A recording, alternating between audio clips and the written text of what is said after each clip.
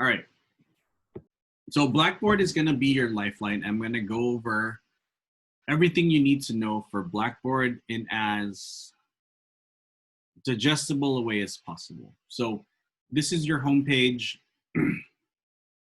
and everything that I wrote here about immigration, we've talked about already. Just to reiterate, immigration, it's one of the most talked about issues in our present day, in the media and politics, in our neighborhoods, etc. But it's often a very, very misunderstood issue. Let me just, sorry, I'm using a double screen. Let me just move it down here real quick. Professor? Yes. I just wanted to share that last semester I had visited Delano and I learned about Larry Itlong and everything, and Oh, I no think it's way. really cool that you have this up. It was very emotional when we went, and I met a lot of the people that used to work on the fields, and it was really crazy. It was a It's history that I didn't even know existed. yeah. So you went to, where did you go, Helen?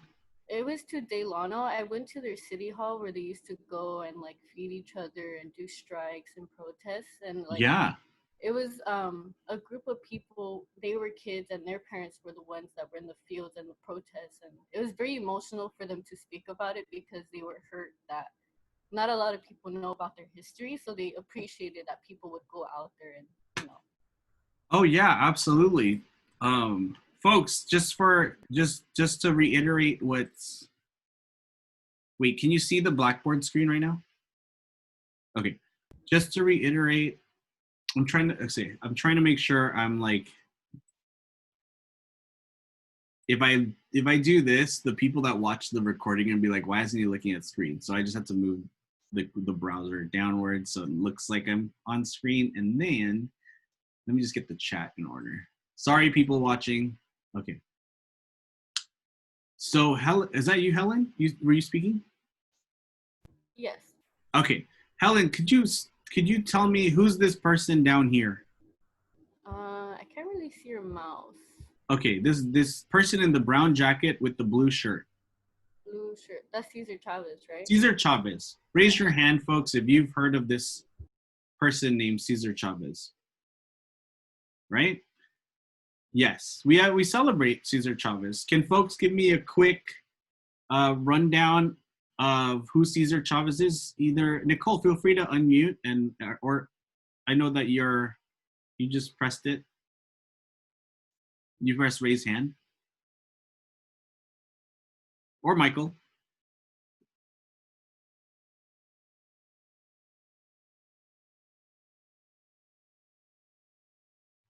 Who's Cesar Chavez? Oh my gosh, Chelsea. Chelsea says that her grandfather worked with Cesar Chavez in the fields. That's amazing. So we know that he worked in the fields. What else do we know about Cesar Chavez? He he fought for rights for the field workers and actually did for better pays and things like that with Dolores Huerta, which I learned about her last semester. So we never hear about her, but we always hear about him. Yeah, and we could talk about gender and social movements a lot, but you know, Cesar Chavez, along with Dolores Huerta, who's the vice president of this organization called United Farm Workers, the food that we have on our tables in our groceries, from the grapes, the lettuce, asparagus, those get to the grocery somehow, right? And the first point at which they are gathered are by immigrant farm workers, and immigrant farm workers from Mexico and other countries as well. Cesar Chavez was a incredibly important person who helped to organize, along with Dolores Huerta, organize for farm worker rights because they were some of the most abused, poorly treated, underpaid, terrible working conditions workers in the American labor market. And so he organized a series of strikes to let the growers know, to let the agricultural industry know that you can't treat us like this. Helen chimed in and she shared a name. Helen, could you repeat that name, please? Larry Itlong. Yeah, Larry Itliong, who is one of the men that's featured above Cesar Chavez. And Larry Itliong was an important figure. He's Filipino.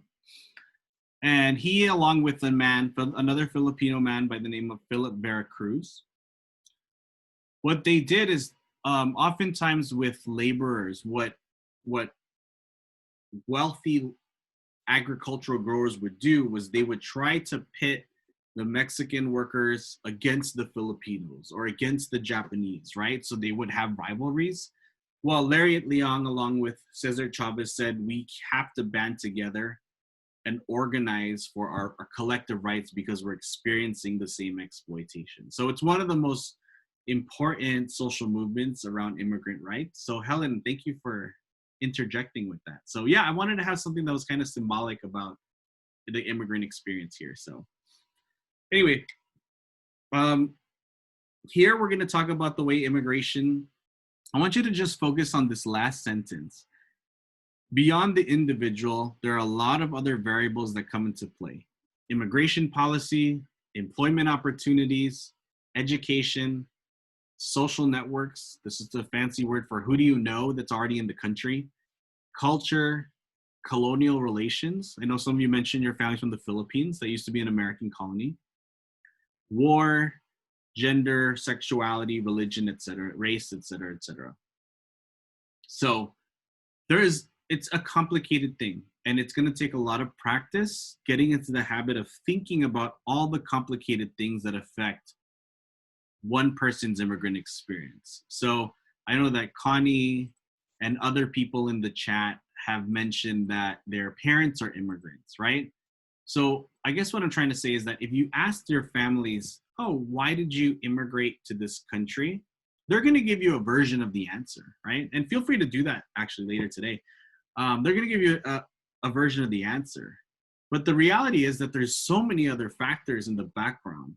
Like think of it like a play, right?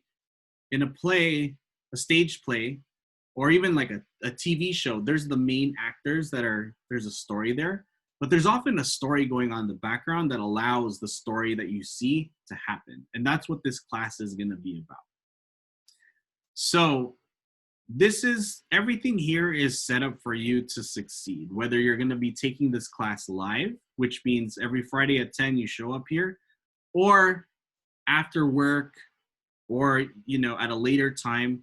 I've set the class up so that you can do the class asynchronistically if you want. Asynchronous just means you can take it on your own time, right? So this is the class Blackboard page. You can just click start here. I have my intro video where I reiterate everything I just said. And what's going to happen in each class after today is course overview. I want you to focus on these two things right here. I'm sorry, these first two things. During Friday class at 10 o'clock, it's going to be very much learn by doing. So because I want us to have some structure, every class is going to be structured the exact same way. First, we're going to watch a very, very short video that was chosen by a classmate of, like, a former Cal Poly student. I know that there are a lot of classes where you watch videos, and sometimes the videos are really boring and terrible. So it's gonna be with the videos, I made sure that they were stuff that'd be of interest to students. With the videos, even though we're gonna watch them in class, I will have posted them online as well for every module. So if you wanna watch it ahead of time, that's totally fine. After class, after the video discussion, we are gonna center each class around just one short chapter in this book, right? One short chapter in this book. Each of these chapters is quite short. They're about no more than, I'd say, 13 to 15 pages long. So I want that to be music to your ears. Oh, the readings are short, right? But the trade-off for having a short reading is that I want you to read this chapter very, very closely. If you have an iPad, I want you to highlight, annotate. If you have a physical copy, I want you to like do as I do, like write notes on the margins. If you're reading it online, I would encourage you to print out the reading if you have a printer, or download it on a PDF and annotate it that way. My expectation is that you read the things very closely. The reason I say that is because even though the chapters are short, they're very meaty. So they're super, super short, but I promise you they're super interesting. So we're not reading all the chapters. We're picking out the ones that I thought would be the most interesting for you to read and the most, I guess, entertaining as well, or enlightening, right? So the question, how many of you have ever taken an English class where you had to read a poem? Can someone unmute themselves and share the experience of reading a poem?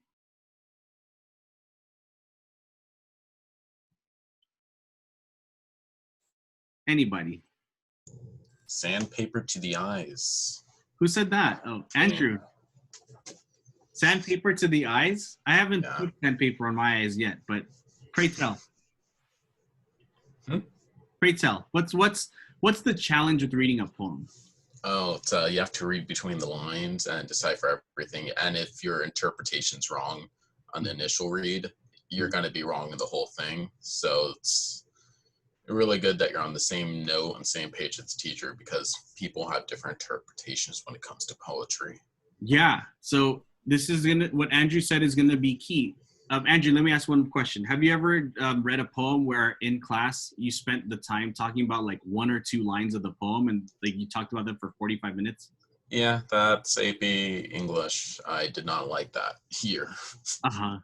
We're kind of gonna be resurrecting that experience from your AP English class. We're gonna, and I'm gonna do that before we cut out today. What I want to do is read just the first paragraph of the first reading. Just show you exactly what I mean about how closely to read.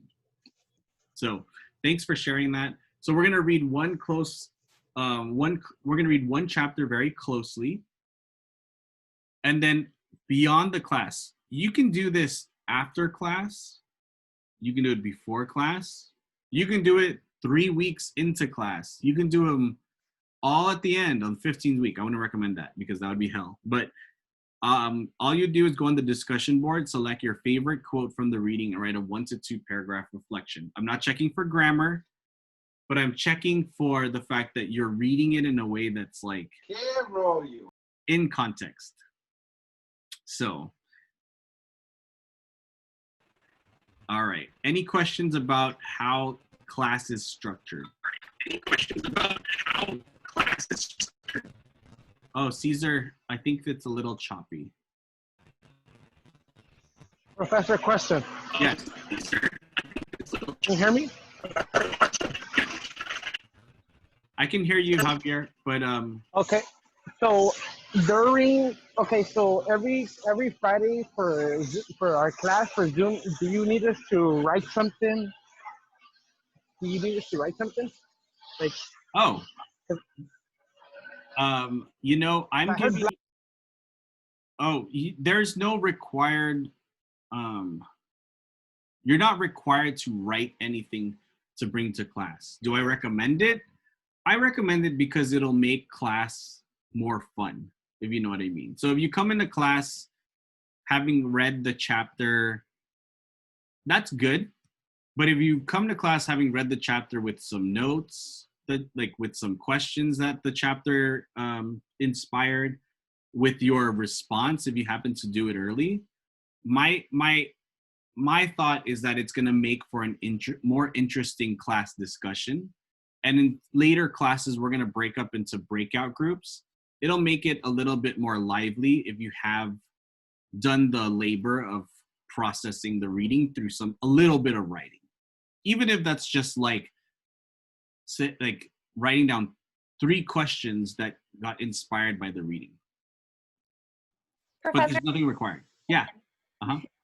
I was just wondering because I know it says on there that for every week we're going to have a quiz, but it says that it's due before the class. Yeah. So let's say you can't show up to class or you want to watch the video later on. Is there a specific date that the quiz will be due? Yeah. So let me make sure I get your name right. Is it Yamilet? Yeah, Yamilet. Yamilet. Cool name. So I wrote with the quizzes, and I'll get to let me actually show you. Okay. So a weekly module. So this is what you have to do for next week, right? And it'll answer your question as I get this. So learning objectives, I put the learning objectives for the class that help you focus what you're reading for when you read the chapter. So each module is going to be organized around one personal essay, and I have the person's name, Victoria, one person's experience, and hers is she's a Mexican-American woman that grew up in El Paso, Juarez, which is a border town. So I'll have each week where you click on weekly modules, week 2 is right here. We're gonna have the learning objectives. And you could think of learning objectives as the thing where if I can do these learning objectives, then I've read the chapter well enough, right? So identify the actors who shaped Victoria's immigration experiences. That's literally the human beings that are in the story. If you think of the essay as the reading as like a play, who are the other human beings that you see in the story? Identify the social institutions and policies that affect the lives of Victoria and her family. That's a little bit more complicated, but just to give you an idea, in Victoria's story, the big institution in play is like the Border Patrol, right? And then just think about Victoria's experience growing up and how it compares to yours. Obviously, that's super easy because you know your lives well enough. So, all right. So touching on Yamilet's question, I also have a list of what to do for each class. So step 1 would be to read the chapter, but also watch the intro videos. So with every chapter, because I wanted you to not go into the chapter without a little bit of like guidance, I recorded a 1-minute video that reiterates what to look for. That's related to this chapter. It's right below the reading. So read the chapter. It's going to be step 1. The reading is literally chapter 1 in this book. Why we crossed the border in El Paso. I'll always put a picture of the author because I want you to think of them as real ass human beings, not just like text. And then I'll have a link that'll go to the online version of this article. So if you don't have the book and you prefer to read it like this, it's exactly the same story. So Yamilet's question was, someone like, speaking of the video that will be discussed in class, I also include the video if you want to watch it early. And then the lecture slide that I'm going to go off of for class that day. So feel free to open it up. You can print it. You can download it and print notes. Is screen share not, are you not seeing? Wait. We're seeing the first page of the Blackboard. Oh no, okay, let me. Yeah, I think it's frozen. Okay, let me just, my bad. All right, let's see, Google Chrome. Okay. Can you see okay, I'm gonna go weekly modules. Yeah, we can see it now. Okay, great, thank you. Sorry about that. So learning objectives first, activities in the module. So I have step 2, review the lecture slides. The lecture slides are super short. It's less than 10 slides usually. And it's just there as like a guide for how class is gonna go. The more you prepare for class versus going into it blindly, the more fun class will be. All right, so that's what I'll say about that. Now, Yamilet is alluding to this issue right here. Take quiz, right? Every week, you will have a quiz related to the readings. Every single week. The quiz the quizzes are not, they're what I call just checks, right? 5 questions that are as straightforward as this. What city did Victoria grow up in? Even if you didn't read it, El Paso, right? They're meant to, like, they're not like meant for critical thinking of any sorts. They're just meant as like a check to make sure you did the reading, and you get 5 points for doing the quizzes. Excuse me, Professor. Mm-hmm. So question, what day would you be like maybe uploading the quiz, and what day would it close? All the quizzes are there. So I wrote on step 4, take the quiz before class, right? Okay. So Of every class. that would be Thursday. That would be like Thursday night or Friday morning. But Yamilet and Javier, I have a little secret. The quizzes stay open. They don't close. So the reason I didn't close them is because I don't know, there's 115 people in this class, and I know that everyone has like a difference, like everyone's going to be approaching the class differently. So I put take the quiz before class, but if you take it after class, if you take it in week 9, it's the same thing. Okay, thank you. Yeah, I was a little confused. I was like, because I saw before class, and I was like, so do That's we have? that's my Yeah. my recommendation. Yeah. Thank you so much. Of course. I want to, it's COVID-19, right? So I'm trying to make things as flexible as possible. And then, so that's 5 points. And then the other 5 points you can earn for each week has to do with the discussion board. So there's a link to discussion board. And oh, cool. So, you know, you'll write you'll pick out one quote like this, and then just write a few sentences about why that quote resonated with you. And again, this is less for me to grade than it is for me to, like, as a check for you to help you stay on the reading and to like digest it in a way that makes class engaging. So any questions about our weekly modules? And every week looks exactly the same. It'll have learning objectives, the list of activities, the reading, the intro video, the video for class, and then the slides and these 2 assignments. Yes? Can we do them ahead of time? Oh, yeah. If you, who is that? Where is that? It's Alex. Hi. Oh, hi, Alex. Can you do them ahead of time? If you want to do them all in one week, and then that way you're just like, oh, I'm just going to show up to class and kick it, you can do that. Like no, I'm asking because I might have a vacation that is going to be long enough. So I'm like, I don't want to spend time doing homework on vacation. So I'm like, can I do it before? So.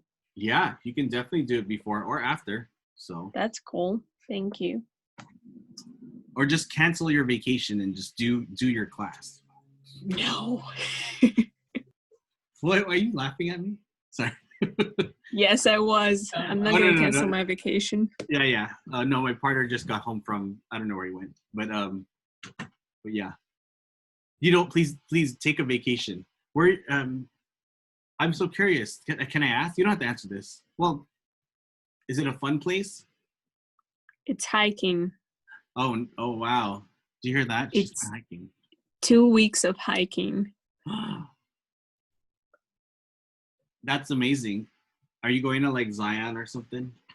It's Mammoth Lakes. Oh, wow. Well, you have to take pictures, please, and share them eventually. Okay, if I finally get there, I will. Yeah. Cool. Yeah, absolutely. Please do not, take work to Mammoth Lakes and write your response during your hike. So, yes, you can do the work ahead of time. You can do it last minute. I have created modules so that you can do them in a gradual form. So there's no penalty for doing it last minute or all at the beginning. But if you want the best, not best, but like the most structured, like not gonna overburden myself any particular week, just follow this sequence right here. Any other questions?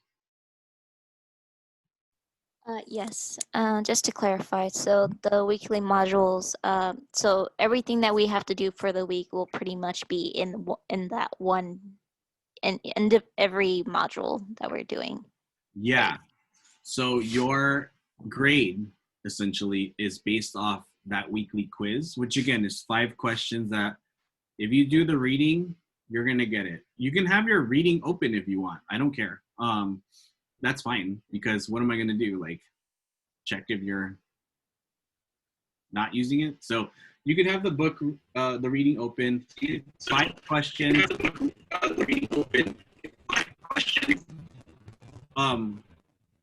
30 minutes for the quiz, which is more than enough time because I just wanted to make sure anyone that has like test anxiety or whatever, 30 minutes. Professor, question. Yes. Is the quiz, is it the ABC or is it the response? Multiple choice. Multiple choice, okay. Yeah. Sounds good. Yeah. Thank you. And then the weekly module, the discussion boards are the second thing that's graded. So as long as you write your response, you get full credit for it. 5 points, no problem. Okay. Yeah. Hi, Professor. I have a question. Yes. So technically, the first quiz and the discussion board won't be due till next week, correct? That'll be our first assignment due? Yeah, they'll be due. When I say due, that's when you like recommend to do it, but they don't close, if you know what I mean. Okay, good to know then. Yeah.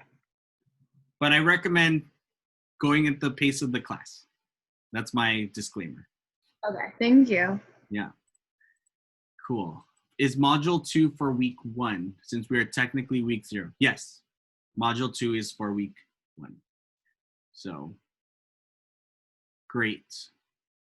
Okay, so every module looks the same. Let me just show you the next week we're going to be talking about Deepti, who's she's an immigrant from India.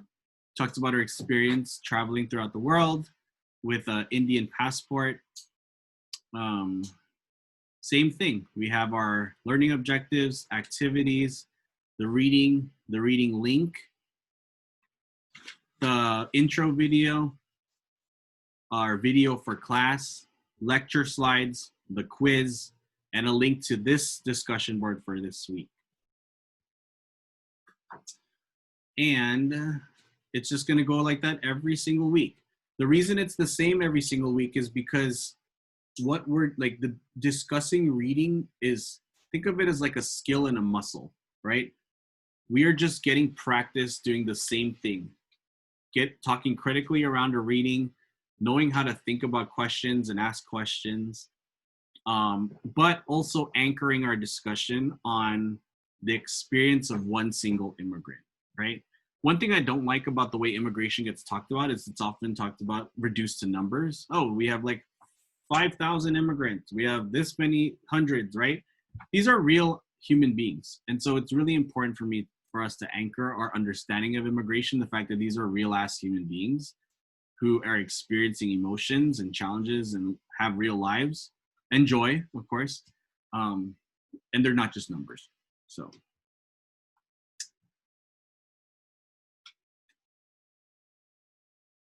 All right, syllabus.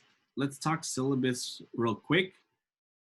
I'm not gonna spend too much time on this because, oh, by the way, course outline, that's blank. Don't worry about that. It's empty. Let me just open the syllabus. I'm gonna stop share with that, with Blackboard, and then share the Word doc for our syllabus. Okay. So again, Immigration 335, or Sociology 3350. I'm Professor Anthony Ocampo. You can call me Professor Ocampo or Dr. Ocampo. That works just fine. Please don't write emails where you say, hey, or hi, or I need this. Just, in the spirit of like cultivating connection, please write all emails with a salutation. Office location, I guess this doesn't really matter. But if we were in school, I would be in building 5 on the 2nd floor. And one day, if you ever want to visit me, years from now, when the world reopens, I'll be in building 5. Office hours, I gotta change this because I got this wrong. I'm gonna email you my new office hours because I got this totally. This is incorrect. My phone doesn't work, obviously, because it's at school. So email is going to be the best way to reach me. For email, I recommend emailing me through Blackboard. So on Blackboard, there's a tab that says email the instructor. And the reason I say that is because if you email me from Blackboard, it's going to flag it. And it makes it easier for me to respond. Of course, if you email me direct, it'll work. Like I'll eventually get to it, but I'm less likely to miss it if you email me through Blackboard because it says email from Soc 3350. And then class is technically 10 to 12:45. As mentioned, that would be like I would pass out if it was 10 to 12:45. So we're gonna keep it the way I've talked about. So this class is technically synchronous on the syllabus. However, for those of you watching at home, it is also asynchronous as well. And you can, for those of you who are just here on the first day and want to do it asynchronous, that works as well. I'm going to record classes and we are going to have it uploaded to YouTube so you can watch it later. For people that are coming live, can I ask a favor? Sometimes stuff will happen and I don't want to ever forget that I record. Could you always remind me at the beginning to record? Folks, just remind me. Can I assign someone? Colleen, can you do that for me next week? Okay, don't forget, because that would suck for people that are asynchronous. So I have the course description in here. Prereqs, you obviously have taken that because you're here.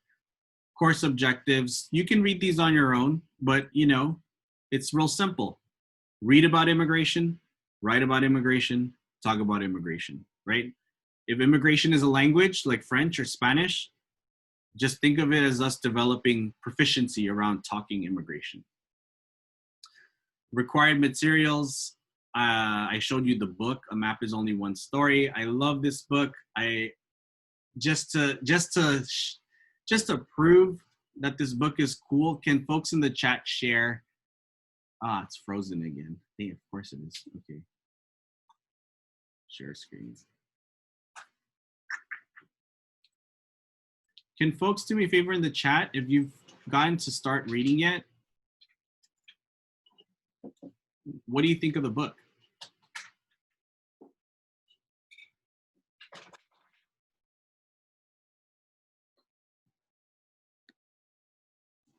I liked it. I read the first chapter, which is for this upcoming week. Uh-huh. And like you said, it's pretty short, but it's very interesting. And I did kind of like highlight along the way to kind of see which quote I was going to use for my discussion. Mm-hmm. So yeah, I really liked it. And I feel like many of us could probably relate to her story, Yeah. or have parents who can relate. So that was really cool. I liked it. Cool. Yeah. I saw someone, Mel, said that they're a fan of Nicole Chung, who's the one who edited the book. She's amazing. She's a Korean American writer, writes about the experience of being a Korean adoptee. So thanks for sharing that. Again, the book is affordable. I like it. I skipped through it. You know, I like these chapters are really easy to read, and you know, dare I say, they're kind of cool to read and then reread because you pick up on things that you didn't pick up the first time. So I anticipate a lot of you are going to be like, oh, I want to reread this chapter again more closely. So the book, you can get it at the bookstore. It's at the publisher. Let's see, technical requirements, Blackboard, Zoom, grading. As you can see, there are no tests for this class, no exams, but we're gonna have online quizzes, which again are just checks for the reading, and then weekly responses. I really do believe that like the intellectual work of the class is going to be happening through our either listening to the class or participating in the class, but also in these weekly responses as well. So your grades are based on just those two things. There's the grading scale, it's standard. Collaborating on assignments. If you want, you can create groups in here. You can figure out if you have friends in the class and create study groups to discuss the lectures and readings, prepare for them. But all the responses and especially the quizzes must be done individually. So don't get on the phone and be like, let's take the quiz right now, everyone, because I won't be a happy camper if I find out. Late submission.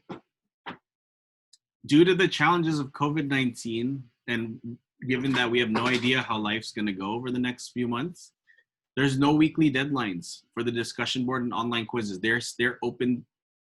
Again, you can do them on time, early, or later. Course policies, attendance, and conduct. It's synchronous. For synchronous people, if you're coming to class, you can participate via chat. You can participate by voice. I hope next week people manage to sneak in uploading a picture just so I can see something. And then during class, we're gonna break up into small groups. And the thing with the small groups is that if you're participating via chat, my request is that for the small groups, you engage by voice. If you are finding that participating by voice is not ideal, you can still use the chat feature. And my request, and I'll reiterate this next week, is that you have someone in your group volunteer to read the chat, so it's as if that person's participating. And we'll get better practice at this later. If you're attending class live, my number one expectation is that we maintain a spirit of respect and openness and empathy and compassion for other people. Some of you know immigration well from your lives because you've lived it or you're an immigrant yourself. Other people don't know anything about immigration, and so I don't want those folks to ever feel like they're less than because they're coming at the topic from a different personal standpoint.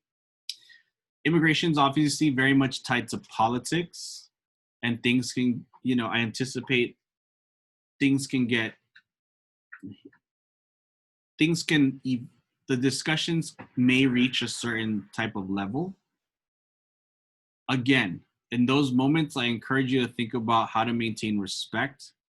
We are always, always, always going to centralize and anchor our class with the assumption that immigrants are human beings, regardless of race, religion, legal status. So any moment in which immigrants are being dehumanized or disrespected, either in language or in the way people talk about them, I have a zero tolerance rule for that. Let me give you an example.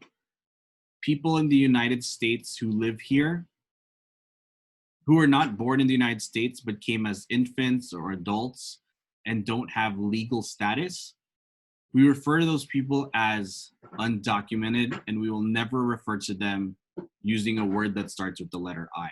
If anyone ever uses the word that starts with the letter I in your responses or in class, you're going to hear it from me. Okay?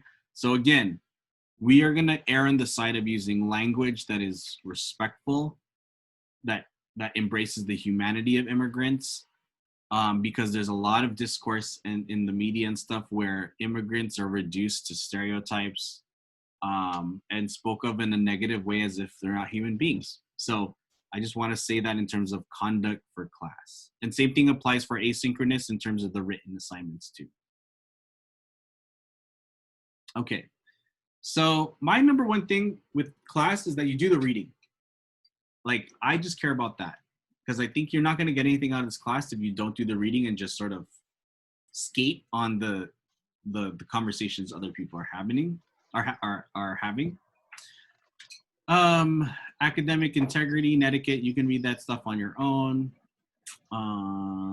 Response time, I will do my best to get back to email within 48 hours. If I miss it, feel free to email me. It doesn't bother me when you re-email me, but don't worry about it. I'm not going to trip out. Sometimes things get lost through the cracks, so just re-email me. With accessibility, I am 1,000,000% want to make sure that students with disabilities are experiencing this class. I have been very rigorous about making sure everything is in compliance with there's actually that's something that measures accessibility on the documents. I have been vigilant about making sure everything's accessible. For any folks that want to talk about this, please feel free to reach out to me in email. The DRC is already emailing me info about this, so you can have a separate conversation. With me.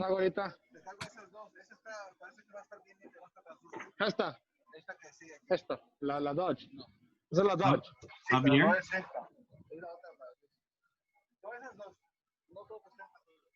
Okay. All right. So, university. Sorry, Professor. Oh, that's okay. Don't worry about it. University resources, accessibility. Title IX. This is an environment in which I have zero tolerance for anything having to even hinting at sexual harassment. I am a cisgender male professor, and I am a feminist unapologetically, and so anything that endangers the experiences of anyone based on gender, based on sexual orientation, is strictly not tolerated. And we are going to create an environment where, one second, hold on, I'm going to mute everybody real quick because there's a little bit of feedback. All right. We are an environment in which we are going to be extremely respectful to folks across gender. We are going to respect people's pronouns. So when my pronouns are he, him.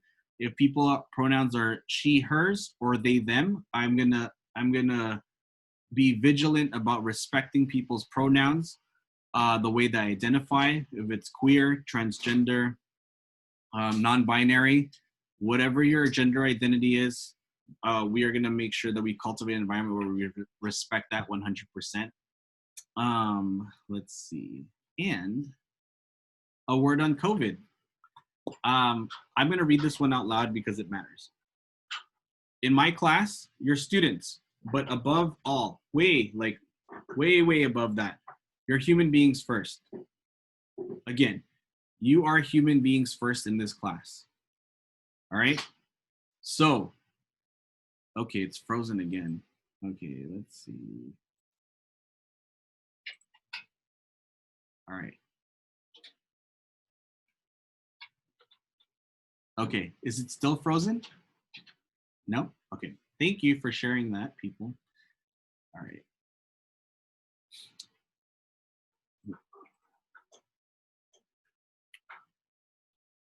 All right, human beings first. I'm always gonna prioritize your physical and mental well-being above anything else, including this class. This is not an ordinary time, and I am the last person that is gonna act like it's ordinary. And so please know, I am constantly thinking about whether folks have internet access, whether people's financial situation is shifting by the day, childcare, family care, if it's like elderly parents. Maybe it's not any of these things and it's just mental health and just not being able to get up during the day, motivation, or any combination of the above that COVID-19 or even the national reckonings on racial injustice has elicited. I also know that based off my experience 4 years ago, that this particular semester may be a challenging one on very different levels. And so I'm also gonna be mindful of that as well. So, course plan, we've already discussed that. And that's pretty much it. So I want to get out. This is the longest class we'll ever have just because we're establishing stuff. One more thing. I want us to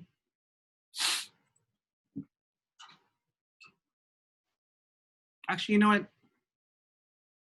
It's been a lot. Let's just table it for now. Any questions?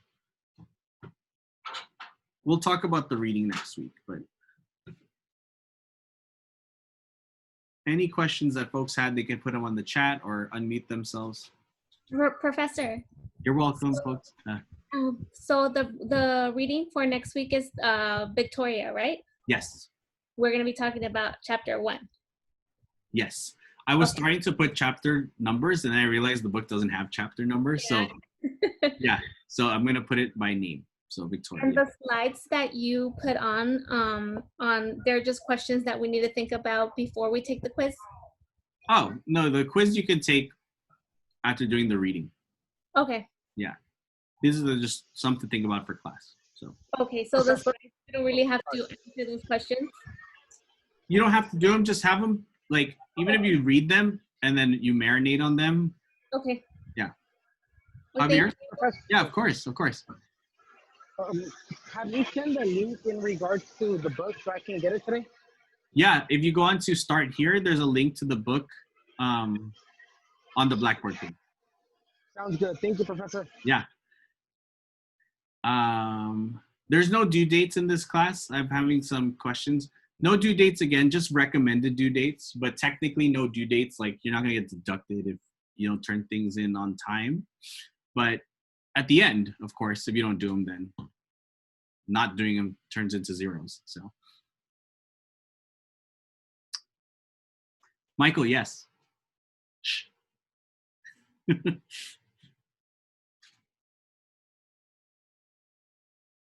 Any other questions?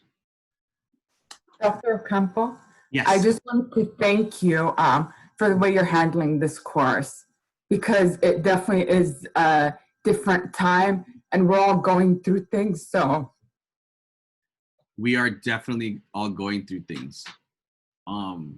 Yeah, 1,000,000%. Yeah, Professor, I wanted to second that and thank you for being in compliance to what's going on around the world. Thank you. Yeah, I appreciate that too. Please, I'm not perfect by any means. Please let me know if there's other feedbacks or suggestions that I can incorporate, as, you know, this is new for me too. So I want us to get to tomorrow, whatever that is. And if this can be a mechanism and a support system for getting to tomorrow, let's do it. Thank you, Professor. Yeah. Make sure to tune in tonight. Yeah. With the discussion board, you know, a paragraph. So I would say 4 to 5 sentences. You don't have to quantify it, but like, my feeling is that with the you're gonna just sort of, your fingers are just gonna start going with typing. So, you know, there's no minimum, but an intentional reflection.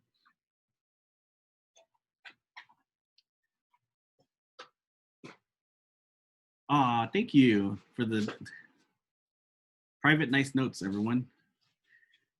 Okay, well, that's pretty much it. I know that some of your classmates wanted to chat briefly afterwards, so everybody else, feel free to log out, and I'll see you on Friday. Thank you, Professor. Yeah. Thank you. Have a nice day, Professor. Thank you. You're welcome.